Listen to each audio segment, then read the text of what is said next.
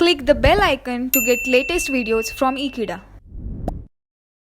Hello friends, so we are going to study in this video the energy level diagram of Neodymium-YAG laser, and we are also going to study how the Neodymium-YAG laser functions.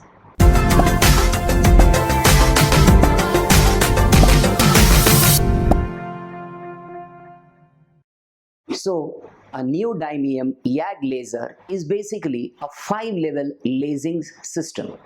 And what are these levels? E1, which is the ground state, E2 and E3, which are nothing but the metastable states. This is followed by E4, which is an excited state, and E5, which also is an excited state. So from the construction, we know that the neodymium-YAG laser rod is being optically pumped with the help of the krypton lamp which is there in the vicinity. The neodymium-YAG lasing material or the lasing rod will absorb the energy from the light photons, and the atoms will be excited to the energy levels E4 and to E5.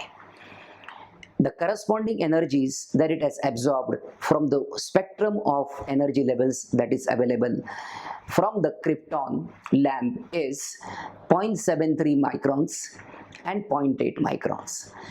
Having gained this particular energy, the atoms are excited to the higher energy states E4 and E5. But both these energy states are short-lived, and therefore because their lifetime is around 10⁻⁻⁸ seconds, and the atoms which have been raised to these energy levels will quickly undergo a non-radiative transition to the metastable excited state, that is E3. The metastable state has a lifetime of around 10⁻³ seconds, and due to this there is a population inversion between the energy state E2 and between the energy state E3, and both of them are actually metastable states.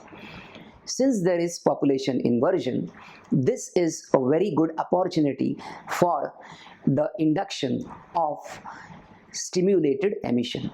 So any photon which is in the vicinity will actually impinge or rather excite these particular atoms which are there in the metastable state E3, and they will now make a transition to the state E2.